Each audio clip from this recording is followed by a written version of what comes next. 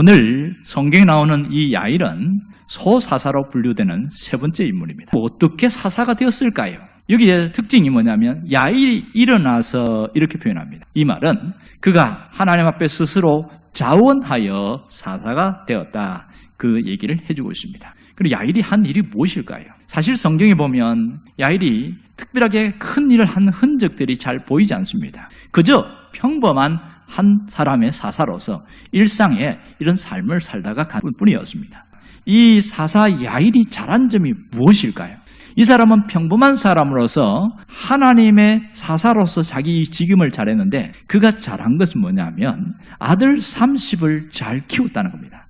단순히 성공하도록 키운 정도가 아니라 30개의 성읍을 관리하는데 이 아들들이 함께 그것을 맡아서 아버지가 하는 그 일을 함께 또 맡아서 나누었다 했다는 것 특징입니다.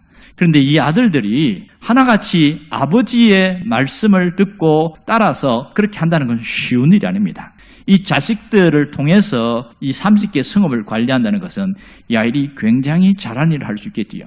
자식들만 잘 키워서 해도 사실 그는 평범한 일상 속에 성공한 사람이라고 볼 수 있습니다. 그러나 야일에게서 나타나는 문제점도 있습니다. 하나는 그렇게 평온하고 안락한 삶을 살아가는데 이 야일이 준비를 하지 못했다는 겁니다. 외세의 침략에 대비해서 방어하고 대비하는 이 준비가 필요한데 야일이 그 일을 하지 못했다는 겁니다.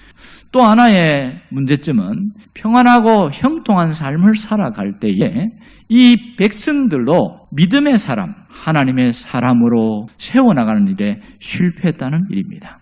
야일이 살아있을 때에 믿음의 사람으로 세우지 못했다는 이런 아쉬움이 많이 남습니다. 그가 사사가 되면서 사사의 역할과 그 직임을 충분히 감당하지 못한 그 흔적으로만 남겨있다는 것이 굉장한 아쉬움으로 남습니다. 오늘 하나님께서 이 야일의 사역을 통해서 우리에게 주시는 분명한 메시지가 있습니다. 그것은 바로 오늘 야일의 좋고 나쁜 점, 명암의 모습을 통해서 우리가 어떤 삶을 살아야 하는지, 또 무엇을 중심으로 살아야 할 것이며 무엇을 남길 것인지를 생각하고 살라는 겁니다.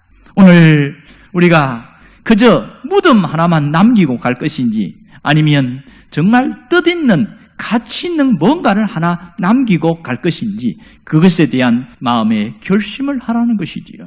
신앙인들은 무엇을 남겨야 할까요? 신앙의 흔적을 남겨야 합니다. 그러니까 그리스도인들은 예수의 흔적을 남기고 살아가는 것이 우리의 사명입니다. 그런데 오늘 우리의 현실은 어떻습니까? 무슨 흔적을 남기고 있으며 어떤 발자취를 남기고 가고 있느냐는 겁니다. 우리는 정말 이 땅을 살아가면서 아름다운 인생의 발자취를 남기는 것이 대단히 중요합니다. 하나님은 우리가 어떻게 살기를 원하실까요? 하나님의 사람으로서 신앙의 발자취를 남기기를 원하십니다. 하나님의 사람으로 살아가라는 것이지요. 내가 하나님의 사람이 되어서 하나님의 사람으로 신앙의 흔적을 남기고 가라는 그것이 하나님의 간절한 마음입니다. 그럼 여기서 어떻게 사는 것이 신앙의 흔적을 남기는 것일까요? 그것은 주를 위하여 살다가 가는 삶입니다. 사나 죽으나 주를 위하여 사는 것, 이것이 신앙의 흔적입니다. 내가 신앙의 흔적들을 남기기를 원하는 사람들은 주를 위하여, 하나님을 위하여, 이것이 내 마음의 모토가 되어버려요. 그래서 내가 언제든지 살아도 하나님의 영광을 드러내는 일을 위하여 살아가겠다, 그 마음이 있어야 합니다.